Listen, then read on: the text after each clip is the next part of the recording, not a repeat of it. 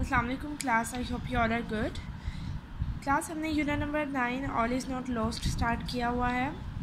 इसका हमारा जो था ट्रांसलेशन और जो था थोड़ा सा बुक वर्क हो गया है, जो बाकी रह गया बुक वर्क वो हम इस टाइम करते हैं। Let's start it. Compound preposition. Compound preposition क्या होता है? कंपाउंड क्या होता है?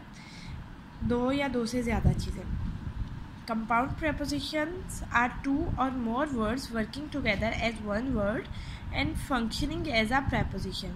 Compound preposition दो या दो से ज़्यादा अल्फाज होते हैं जो कि एक साथ काम करते हैं, एक लफ्ज़ की हैसियत से काम करते हैं preposition में।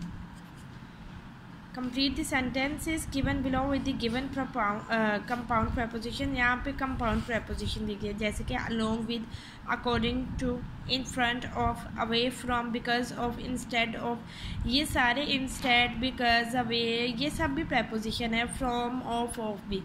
लेकिन जब ये इकट्ठे भी मिल जाते हैं ये तो ये compound preposition हो जाते हैं। Dash my teacher, it is a great book. According to my teacher, it is a great book.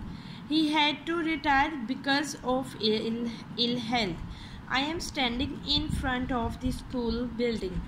He is coming along with his friends. I am away from my home right now. He left for Sialkot instead of Lahore.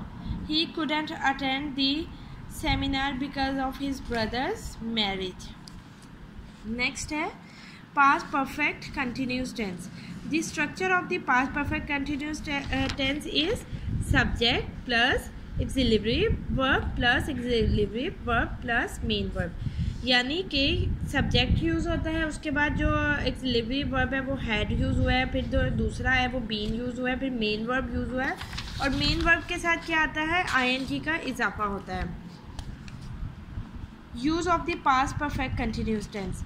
The past perfect continuous tense is like the past perfect tense. ये past perfect tense की तरह होता है, but it expresses longer actions in the past, लेकिन इसमें जो माजी में है ना वो ज़्यादा लंबे अरसे से कोई काम हो रहा होता है। Before another action in the past, यानी कि एक काम ही नहीं हो रहा था, एक काम बहुत अरसे से हो रहा था, उसके साथ एक दूसरा काम भी अमल में आ रहा होता है। जैसे कि for example, Rahim started waiting at 9। उसने 9 बजे से इंतज़ार करना शुरू किया। I arrived at 11 AM। मैं 11 बजे आया। व्हेन आई अराइव, जब मैं आया, Rahim had been waiting for 2 hours। जो रहीम था वो पहले ही 2 घंटों से इंतज़ार कर चुका था, पहले ही वहाँ पे कर रहा था इंतज़ार। कितने देर से? 2 घंटों से। We also use for and since with the past perfect continuous tense. हम पास्ट परफेक्ट कंटिन्यूस में फॉर एंड सिंस का इसमें भी यूज़ करते हैं। Write the past perfect continuous form of verbs in brackets.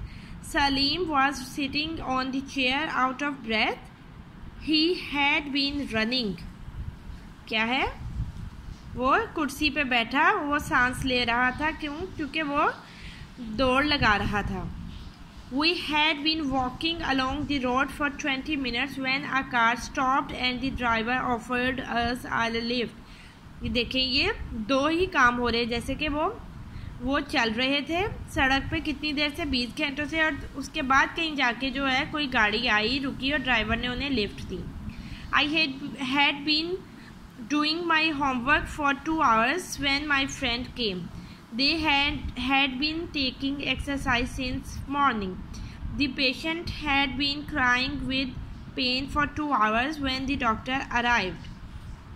ये जो है देखिए had been जो है ये auxiliary verb है, इसके साथ एक और verb यूज़ हुआ हुआ। हर एक में ऐसे ही है कि एक और verb जो second verb यूज़ हुआ है main verb, उसके साथ ing का इजाफा किया हुआ है। ठीक है, ये हमारा इसका बुक वर्क हो गया है। नेक्स्ट हमने जो बच्चों आज स्टार्ट करना है वो है letter. Write a letter to your brother advising him to take steps to improve his health. अपने भाई को ख़त लिखना है जिसमें नसीहत करनी है कि अपने सेहत को बेहतर करने के लिए कुछ इक़दाम करें। तो जैसे कि आपको मैंने पहले ही बताया था कि हमने लेटर लिखना कैसे है। पहले हमने स्टार्ट करना है लेफ़्ट साइड से एग्जामिनेशन हॉल लिख के, उसके बाद कोमा लगाएंगे, फिर सिटी ABC और सिटी ABC जो ABC है उसमें A B और C के बाद फुल स्टॉप है।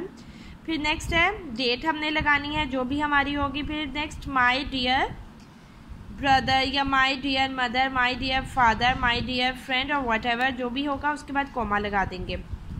फिर हमने उसके नीचे से अपना लेटर स्टार्ट करना है। तो लेटर क्या है? I met Munir last night and he informed me that you were overworked in your studies.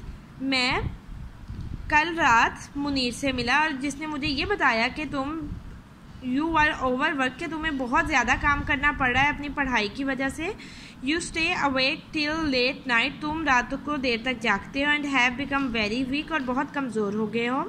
I appreciate your love for knowledge, मैं तुम्हारे इल्म से प्यार को उसको अप्रिशिएट यानी उससे मुतासिर हुआ, उसको सराहता हूँ। But it must not be allowed to damage your health, लेकिन इसका ये मतलब नहीं है कि तुम अपनी सेहत को नुकसान पहुँचाओ, या मैं तुम्हें अपनी सेहत को नुकसान पहुँचाने की इजाज़त नहीं दे सकता। First take care of your health, पहले अपनी सेहत की फ़िक्र करो। देन ऑफ़ योर स्टडीज़, फिर अपनी पढ़ाई की। ट्राई टू स्लीप अर्ली, कोशिश करो कि जल्दी सो जाओ। And develop a habit of taking morning walk, और अपनी सुबह की सैर की आदत अपनाओ। I suggest you to have a light exercise in the morning also, मैं तुम्हें मशवरा दूंगा कि हल्की फुल्की सुबह के वक्त वर्जिश भी किया करो। I hope that you will give attention to my advice, मुझे यकीन है कि या मुझे उम्मीद है कि तुम मेरी नसीहत पे ध्यान ज़रूर दोगे। आगे आपने लेफ़्ट साइड पे लिख देना है नीचे योर अफेक्शनेटली, उसके बाद कोमा, फिर XYZ, जैसे कि यहाँ पे लिखा है। XYZ में क्या है? फुल स्टॉप आता है। ठीक है, ये हमारा काम हो जाएगा कल का, सॉरी आज का हमारा ये काम हो जाएगा। ठीक है, थैंक यू, अल्लाह हाफिज़।